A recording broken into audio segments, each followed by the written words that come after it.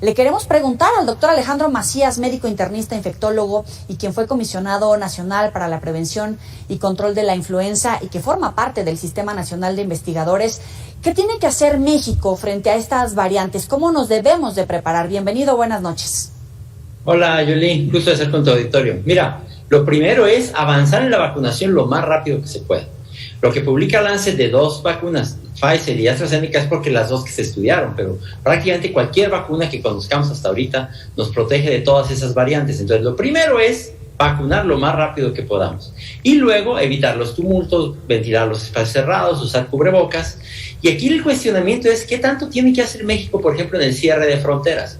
El problema es que primero, una de las variantes, que es la variante inglesa, que es la variante B117, la alfa, ya está en México y de hecho está creciendo. Entonces es un poco como querer cerrar las puertas del establo cuando ya salieron los caballos. El problema es la que tú mencionas, que eventualmente pueda incrementarse la variante de la India. Esa va a entrar casi seguramente, si entra, por los Estados Unidos. Y ya sabemos que aunque cerremos vuelos, la frontera de México con Estados Unidos es muy porosa. Entonces, aunque quitemos vuelos de los Estados Unidos, es muy probable que va a entrar de todos modos, tarde o temprano. Ojalá que entre cuando ya tengamos un máximo nivel de inmunidad de grupo y de gente vacunada en México. ¿Cuáles son las medidas sanitarias? China, por ejemplo, dice necesitamos tener más restricciones, otros países te piden pruebas para ingresar. En este momento, ¿qué debería de hacer México en ese sentido? Hay mucha inquietud de la gente en redes sociales sobre cómo debemos de protegernos. Mira, primero, como decíamos, la protección individual es la principal. Cuando al que le toque vacunarse, póngase la vacuna, la que le toque. Eso es lo primero.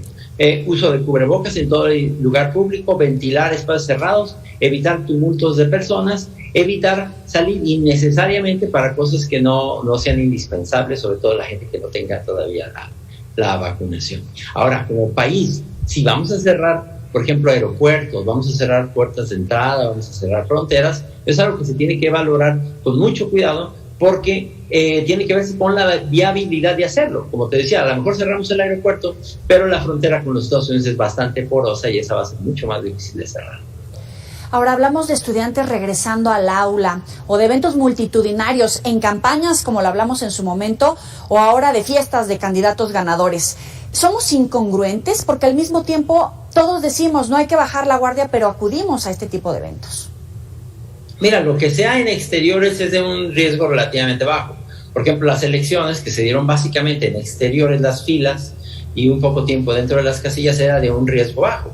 Pero en efecto, someterse a lugares o entrar a lugares donde hay gran tumulto, donde hay fiestas, centros nocturnos, todavía no son épocas para hacer eso. Ahora, volver a clases. Si vamos a volver en condiciones adecuadas, con poco aforo, con distancia entre los alumnos, con ventilación, abrir ventanas, ventilar, preferentemente medir la concentración del CO2 en el aire.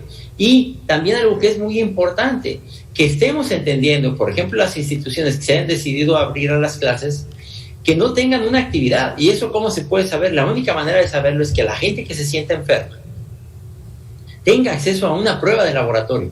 Por ejemplo, una prueba de antígeno y preferentemente una prueba de PCR, para estar seguros de que no tengas un nivel de actividad que te evite mantener las clases. Y eso es algo que frecuentemente se soslaya. Hay que tener acceso a las pruebas. Hay 9 estados con riesgo epidemiológico medio. Todavía debemos de aplicar, por ejemplo, este tema de las pruebas rápidas, aplicar ya todas esas lecciones aprendidas durante esta primera etapa que enfrentamos de la pandemia y ahora con estas nuevas vertientes de la COVID-19. ¿Qué es lo que tenemos que hacer?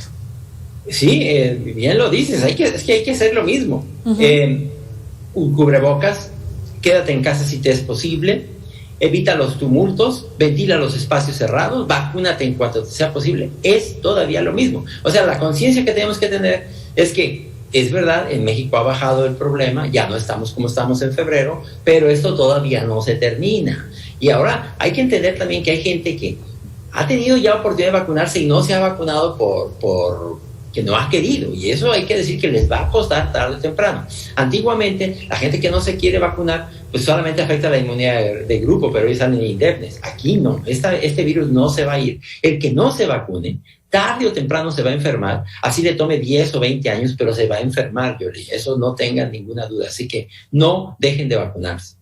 El que no se vacune se va a enfermar. Nos quedamos con eso. Como siempre, Alejandro Macías, gracias por estar con el auditorio de Mega Noticias.